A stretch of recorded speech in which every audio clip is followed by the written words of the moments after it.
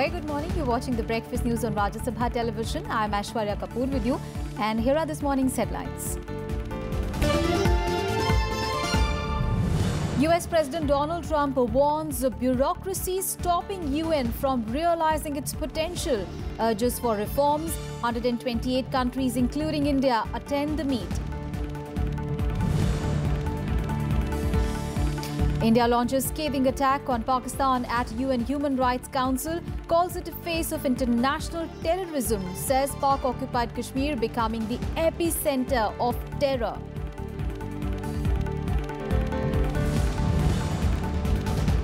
Centre's affidavit in Supreme Court on Rohingyas says they are a threat to national security. Cite intelligence input suggesting some refugees linked to terror groups. Hurricane Maria makes landfall on Dominica. The Category 5 storm now continues its path towards the U.S. territory of Puerto Rico. Our top story this morning, it is time for United Nations reforms, says the United States. At the 72nd UN General Assembly session in New York, U.S. President Donald Trump criticized the world body for bloated bureaucracy and mismanagement, calling for truly bold changes. He made the statement at a special meeting convened by him on UN reforms that was also attended by External Affairs Minister Sushma Swaraj. Now, Trump's remarks are being seen as a precursor to Tuesday's main event, where the US President will address the United Nations General Assembly for the first time.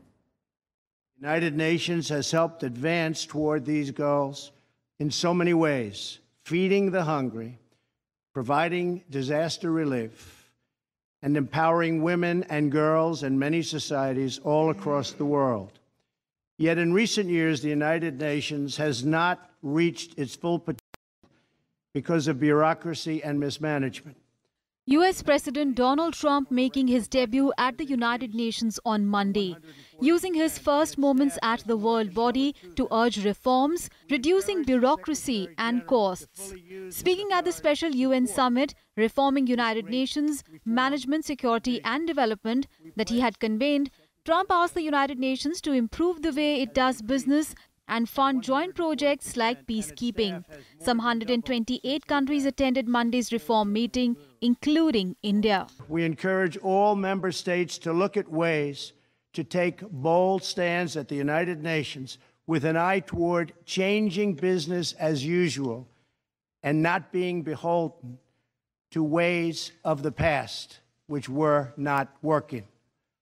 Mr. Secretary General, the United States and the member states present today support this great reform vision.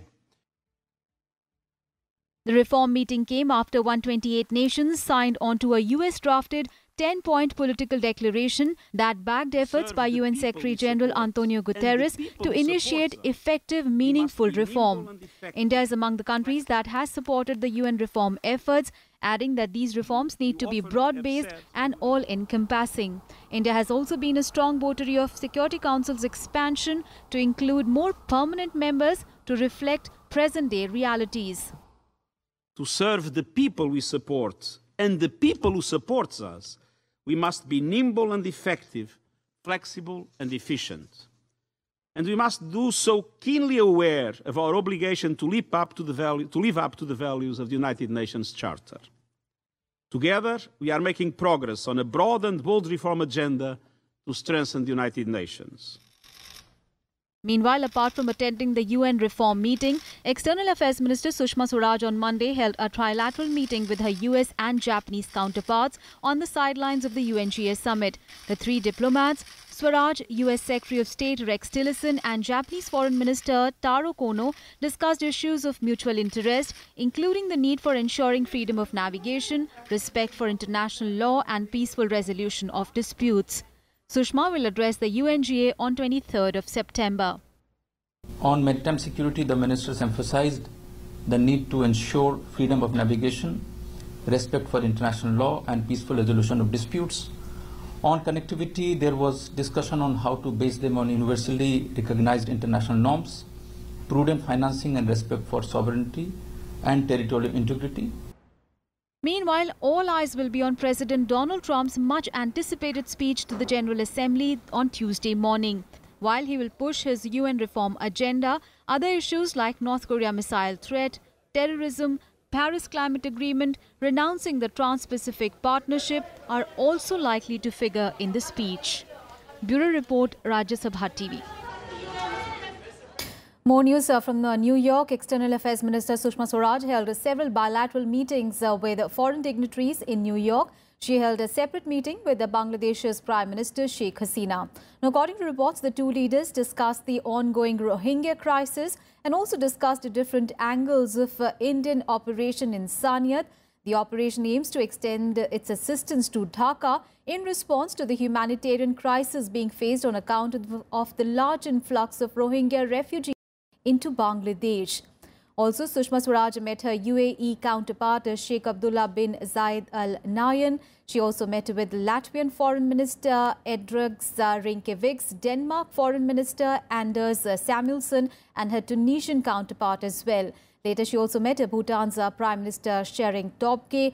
All the meetings aim to strengthen bilateral relations between India and the respective countries. And India launched a scathing attack on Pakistan at the United Nations Human Rights Council meet on Monday, calling the nation the face of international terrorism. Now, hitting out at Pakistan for harboring terrorists on its soil, Indian diplomat from the Permanent Mission of India in Geneva, Dr. Vishnu Reddy, said that Pakistan-occupied Kashmir has become an epicenter of terrorism. Reddy also said that Pakistan was spreading misleading information about Jammu and Kashmir to the world. He reiterated that Jammu and Kashmir is an integral and inseparable part of India and will remain so. Let me reiterate, Mr. President, that Jammu and Kashmir is an integral and inalienable part of India and will remain so. Pakistan is in illegal occupation of parts of Jammu and Kashmir. Pakistan's unsolicited and unwarranted comments pertaining to the Indian state of Jammu and Kashmir are factually incorrect and absolutely misleading. We outrightly reject them. Pakistan has been the face of international terrorism.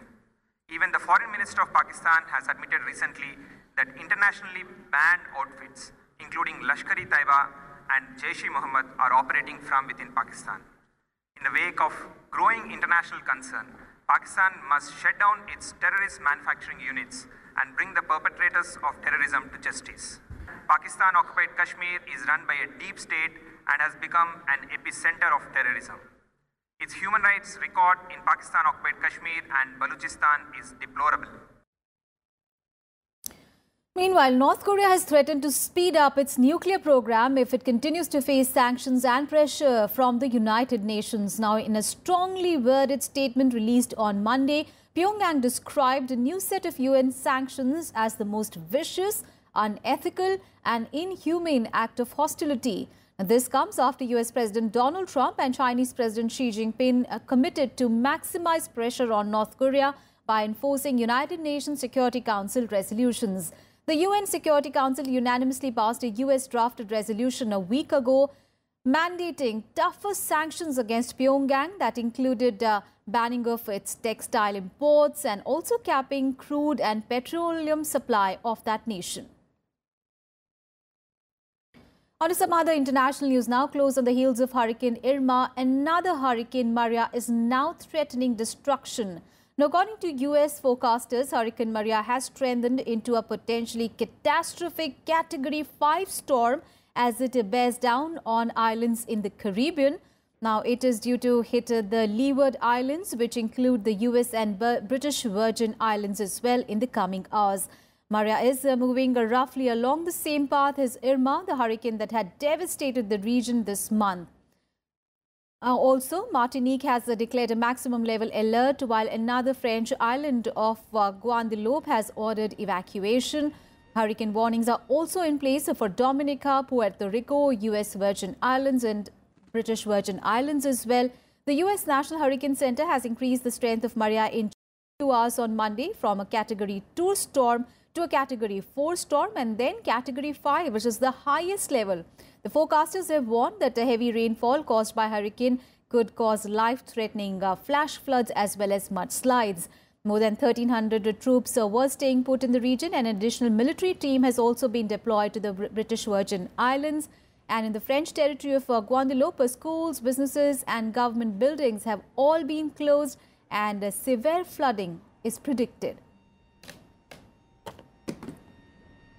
Mira, ahora mismo no estamos preparados para este huracán que viene porque ya hace como 2 semanas había ya pasado un evento. Puerto Rico no está preparado para esto. La vamos a pasar mal. Ya esperemos en Dios Todopoderoso que podamos. Me preocupa porque el evento pasado, pues, aunque no sufrimos grandes estragos, pero para el área este sí los hubo. Hay personas que aún todavía no tienen energía eléctrica. Vimos el destrozo de esa isla, que como las dejaron. Y tenemos que prepararnos porque ya lo que viene es serio, de verdad. And back home, the government has filed an affidavit in the Supreme Court on Monday on the issue of deportation of Rohingya Muslims from India. Now, maintaining its stand that the presence of Rohingyas in the country posed threats to the national security, the centre cited intelligence inputs that suggested the links of some of the Rohingya immigrants with Pakistan-based terror groups. Here are the details. Deporting Rohingya Muslims is an executive policy decision, and the Supreme Court should desist from interfering in the matter. The centre said this in an affidavit filed in the Apex Court on Monday, emphasizing that the refugees from Myanmar are a very serious and potential threat to national security. The government document said many of the Rohingyas have links with the ISI, the Islamic State terror group, and other extremist groups found to have serious national security ramifications. In that affidavit, they have mainly said that this is a purely executive matter to be decided by the government and that the court has no business to interfere in such matters of what they call illegal immigrants or illegal migrants, and therefore they say that the court should not entertain this petition. The written submission also states that the fundamental right to reside and settle in any part of the country is available to citizens only, and illegal refugees cannot invoke the jurisdiction of the Supreme Court to enforce the right. The centre says since India is not a signatory to the Convention relating to the status of refugees 1951, the obligations concerned to non-refoulement is not applicable. Taking note of the centre's reply, the court has adjourned the hearing in the matter to the 3rd of October. अब जो भी फैसला होना है वो court के द्वारा फैसला होना है। मैं समझता हूं कि हम सबको कोर्ट के फैसले की प्रतीक्षा करनी चाहिए। Minister of State for Home Kiran Rijiju also appealed to activists and human rights groups to not malign India's image. समिति आयोग जो भी है, इन लोग से मैं रिक्वेस्ट करना चाहता हूं कि आप खामखा भारत को और भारत सरकार के खिलाफ ऐसे गलत बातें ना फैलाए, क्योंकि ये भारत का एक सॉवरेन हमारा ड्यूटी है, हमारा एक दायित्व है जो भारत का सुरक्षा को देखते हुए, भारत एक राष्ट्र है, इस राष्ट्र का सुरक्षा, इस राष्ट्र का भविष्य को देखते हुए कार्रवाई उठाएंगे। Meanwhile, in Bangladesh, Rohingya refugees are facing a humanitarian disaster, lack of food, shelter and water. Heavy rains in the last 2 days have made matters worse for the thousands of refugees living in makeshift camps. Well, you know, there's now an estimated 409,000 people who've come across in the last 3 weeks.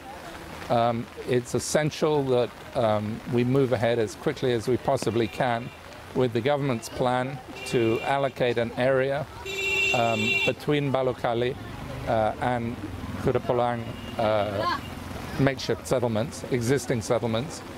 And I think all the agencies, all the international agencies, need to move very, very quickly to get these people out of a very vulnerable situation. Bangladesh authorities have also restricted the Rohingya refugees from leaving the border areas, citing security issues. More than 4 lakh Muslim Rohingyas have crossed over to Bangladesh from Myanmar following the latest flare-up in violence on the 25th of August. With inputs from Ravindra Shoran, Bureau Report, Rajya Sabha TV. And in related news, the Congress has urged the government to take all parties into confidence and not have a blanket approach on the issue of Rohingyas in the country. Now, raising concerns over the issue, the party said that the matter was very sensitive and the government must act responsibly while maintaining a balance between the national security and international obligations while taking a call on the issue. The party highlighted that the government, parties and time change, but the country and the affidavit in the Supreme Court are permanent. On the centre's plea that the Rohingyas were involved in anti-national activities, it said that this was a sensitive matter and all have to be restrained and responsible about this. And in Breakfast News, we'll take a very short break. We'll be back with more news.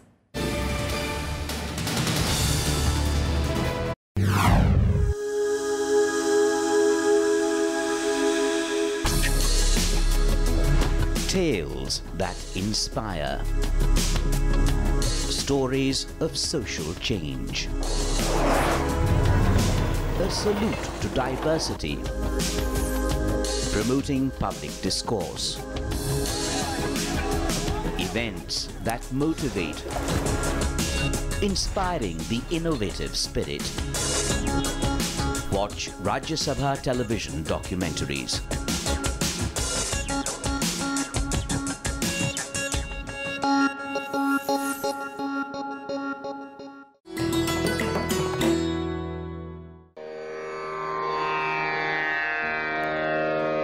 The sacred relics of Buddha were unearthed in Piprava in Uttar Pradesh. Buddhist monks from all over the world visit the National Museum to pay their respects. These charred bone fragments of Buddha are housed in the gold canopy gifted by the royal family of Thailand.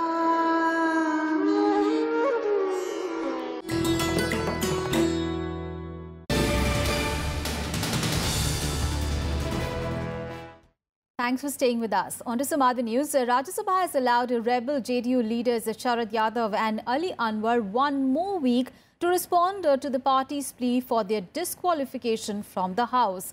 Now, the two leaders have sought a month to reply to the House's communication. Rajya Sabha's Secretary General Adesh Deepak Verma has communicated the development to them. The lawmakers had sought more time to prepare their replies, saying that they were at the moment occupied with the political programs. Ali Anwar, after a meeting with the Rajya Sabha Secretary General, said that no decision should be taken in a hurry and that the matter must be referred to Ethics Committee of the House. The party's Rajya Sabha members had removed Yadav as their leader in the House. It had also suspended its Rajya Sabha member Ali Anwar Ansari from the parliamentary party. The centre has decided to form an interministerial committee to monitor implementation of safety measures in the schools across the country. This is in wake of the brutal killing of a student in Gurugram and the rape of a girl by a school peon in the national capital. The committee will have secretaries of Human Resource Development, Women and Child Development Ministry, Tribal Affairs, Minority Affairs, Social Justice and Empowerment, and Drinking Water and Sanitation Ministry. The committee will conduct a series of meetings to develop a roadmap as well as a timeline for the implementation of the measures recommended. The decision was taken during a meeting between Union HRD Minister Prakash Javadekar and Women and Child Development Minister Maneka Gandhi yesterday. After the meeting, it was also suggested that Nirbhaya funds can be utilized for various school safety measures. इसमें तय हुआ है कि जो suggestions हम लोगों ने किए हैं कोमल दिखाने के लिए हर स्कूल में या बॉक्सो ई बॉक्स या चाइल्ड लाइन के अलग बूथ्स बनाने के लिए या फीमेल औरतों को बसों में लड़कियों के स्कूलों के लिए खास करके उनके लिए या प्राइमरी स्कूलों में डालने के लिए ये सब डिस्कस हुए हैं और हम लोगों ने तय कर लिया है कि 6 सेक्रेटरीज मिलेंगे जिन जिन डिपार्टमेंट्स के स्कूल्स चल रहे हैं और वो सेक्रेटरीज फिर फैसला करेंगे कि कब तक ये हो जाएगा. The gruesome murder of a Class 2 student in a Delhi NCR region has brought into focus the safety of school children across the country. And it was one of the issues that figured in the interaction that Vice President M. Venkaiah Naidu had with some of the students on Sunday during his 2-day visit to Hyderabad. Here is a report. A few young guests called on Vice President M. Venkaiah Naidu on Sunday. Among them were Class 7 student Rafiq from Telangana's Adilabad and Class 8 student Kavita from Andhra Pradesh's Nellore district. మా class రూమ్లకి కిటికీలు లేవు. అవి వర్షం వచ్చినప్పుడు వర్షం పడింది జల్లు పడి స్కూల్ అంతా తడిసిపోయి బుక్స్ తడిసిపోతున్నాయి. అందువల్ల సారు అందరినీ ఒకే దగ్గర కూర్చోబెట్టి పాటలు పాడేస్తున్నారు. పాఠాలు చెప్పట్లేదు. ఇంకా ప్రహరీ గోడ లేదు మాకు. ఆ ప్రహరీ గోడ లేనందువల్ల బడి వదిలేసిన తర్వాత రాత్రిపూట ఆవులు గేదెలు వచ్చి ఆడ పేడేసిపోతున్నాయి. అవి మేము చిమ్ముకోలేకపోతున్నాము. మాకు చిమ్మేమో కూడా లేదు. हम उनसे हमारे स्कूल के बारे में बोले.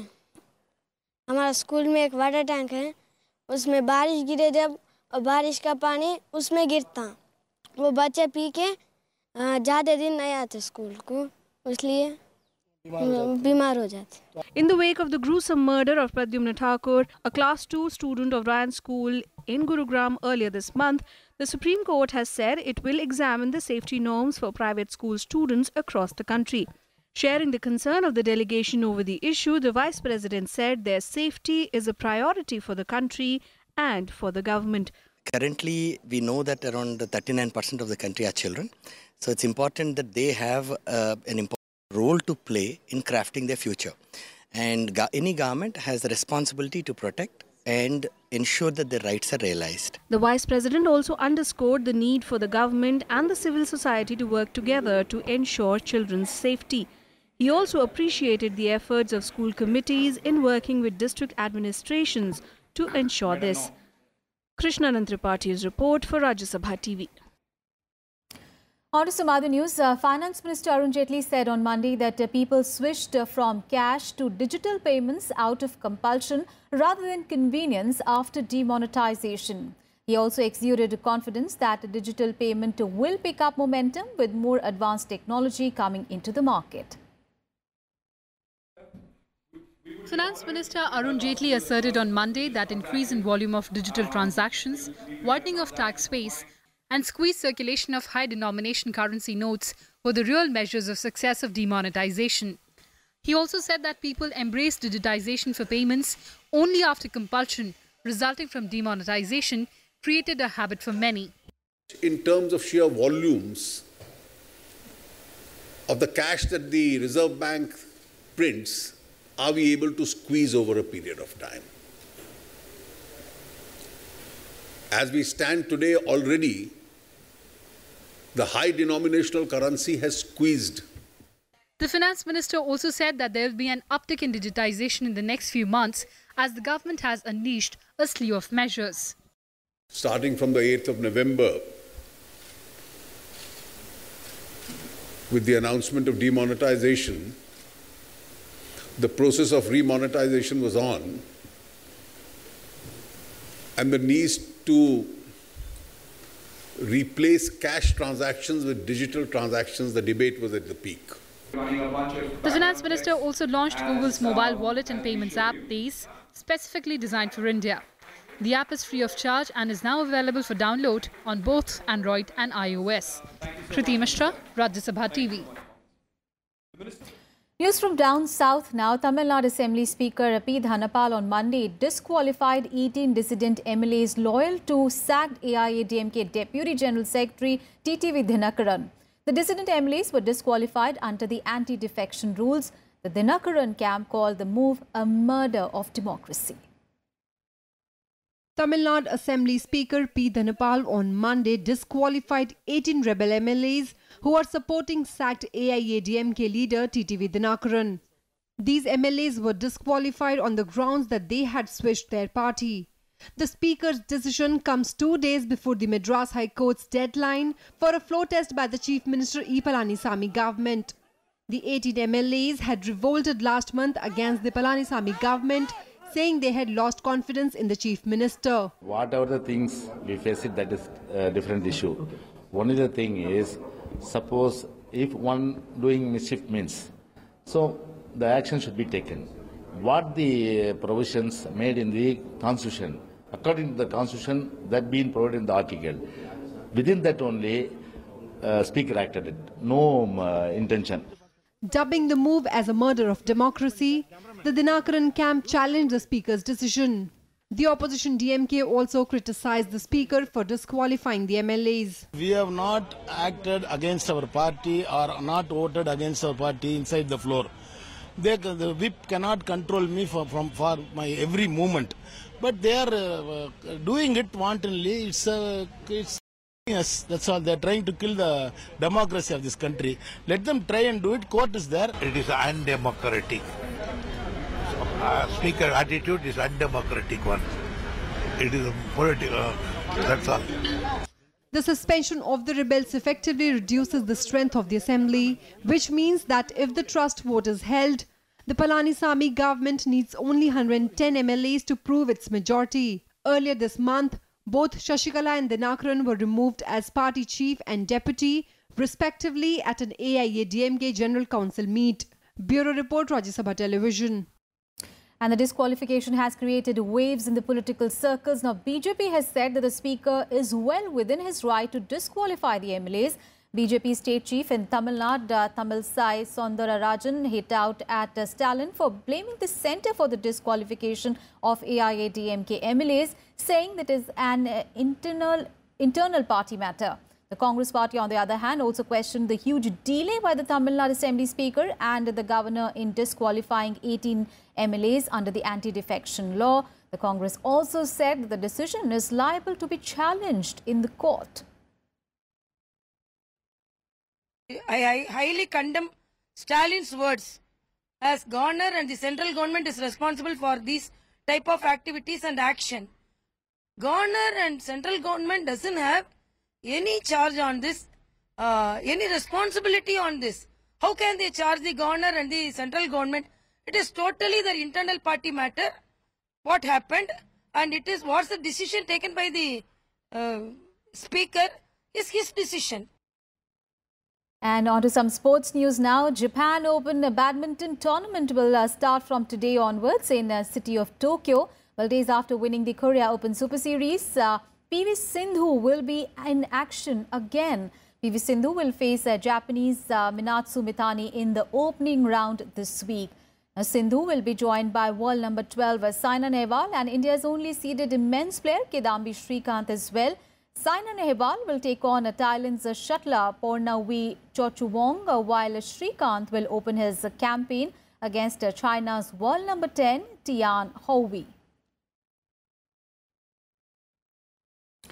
And that's it from me and my team in this edition of News. Thanks so much for watching. Have a great day ahead.